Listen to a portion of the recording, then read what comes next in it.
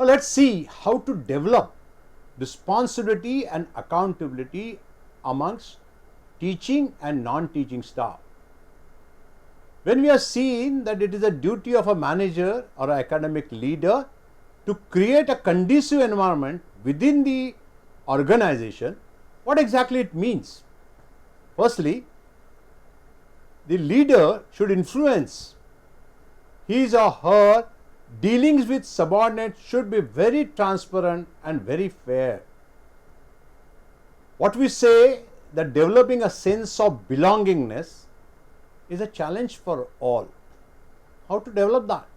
Firstly, I think it starts with the newly recruit joining a particular organization. I think it starts with induction program for even teacher as well as a non-teaching staff. Let's take an example of teaching staff. When a new staff is joining a department or a university, it is mandatory or it is necessary that we have to induct that particular teacher, a new teacher, in that organization. Because every organization have different culture, every university has a different. And during this particular induction program, certain lessons, certain experts should come and give a guidance to such novice teachers. Firstly, the culture of the organization, who started that particular organization, what were the values, what are the changes happened thereafter, and what are the changes are going to come in future is very important to be imparted, the knowledge to be imparted to the new teachers. We have to make them owning their profession. Now this is very important aspect. A teacher should own the profession. They should consider themselves as a professional teacher. And this is a process, it takes long time. And that's why we say a senior teacher should act as a mentor. A head of the department should act as a mentor and start developing the junior teachers. Once we start inducting these teachers properly, slowly, the head of the department must understand the psychology, the behavioral pattern of this particular teacher.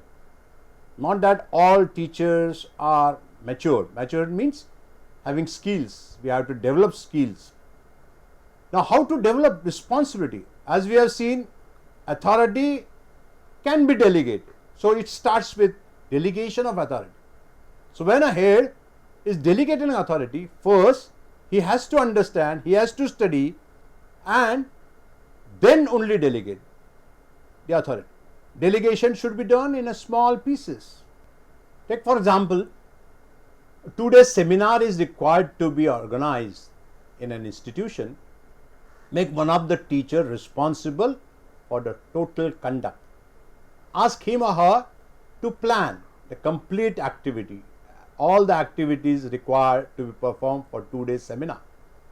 During his planning, sit there, see how that person is really doing a job.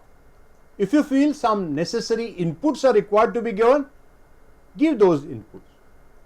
But let him have his objectives very clearly defined.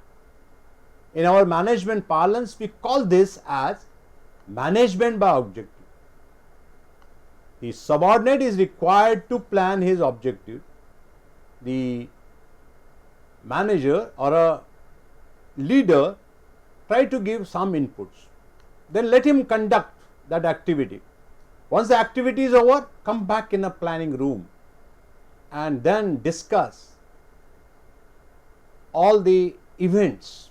If anything gone wrong, discuss that and then try to develop the subordinate.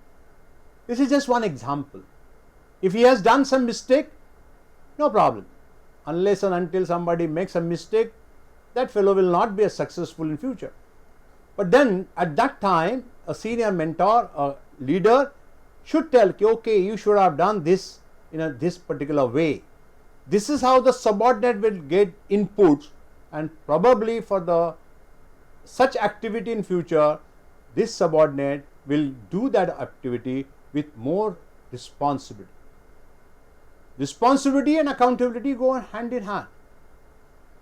When a teacher is supposed to go to the classroom and teach for an hour, then he is accountable for teaching. He is accountable for the development. I think the performance appraisal or performance measurement, timely performance measurement is necessary to develop both accountability and responsibility, because this talks about a culture of that particular department. When I say culture, I think this will help to develop that sense of belongingness or sense of ownership among teachers. As a teacher, he should own that particular department. As a teacher, he should own that particular institution or a university. Then he will develop a passion. Let's take an example of some non-teaching staff. They are also required to be inducted properly. They are also required to be told their duties when we are communicating their duties, and naturally the responsibilities are also required to be communicated. Now, there are not many decisions are required to be taken across the counter. Every time such staff need not come to head of the department and taking directions. And the head can delegate a bit part by part and then see how they react to the situation. I remember one of my non-teaching staff came to me and informed that there is no water in the groundwater tank for last one day. We are having a department more than 600 students. Then I asked him, why you are waiting for? You should have called for tanker. Then he told me, sir, I want your decision. That time only I have told him, look, for such a situation, don't depend upon my decision. When there is no water in the tank, you just give a call to the contractor, get 1 or 2 water tanks and do the needful. Thereafter, whenever such crisis occurred, this fellow acted very smartly, and after the activity was over, he came and informed me. I think this is what is required. We have to test, we have to trust people, and then try to develop responsibility and accountability. It is not that easy. It is not that everybody will take a responsibility. There are some people, like if there are 10 fellows, 2 are going to oppose you. No issue. Neglect them. But at least try to develop those 8 as per their maturity and skill level and see that they do a good job. Don't worry about those 2, those who are opposing for opposition's sake. Because ultimately, head of the department or a vice chancellor of a university have to think for future. For day-to-day routine, such fellows cannot get engrossed. They have to delegate to their subordinate staff. Then only the organization will have better days. Then only the organization will go and have a good, proper development in whatever business they are doing. To summarize, responsibility and accountability. We have seen these 2 words are interchangeable. One has to delegate authority.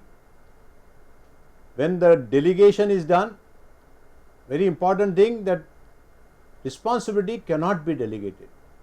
At the same time, we have to make subordinate to accept the responsibility for the task which is allotted to him. Developing subordinates, teaching and non-teaching, is a challenging task for any head of the department. It also matters how this head of the department treats people, whether he is having a transparent policies, whether he knows his job, whether he knows his subject thoroughly well, matters a lot in developing subordinates.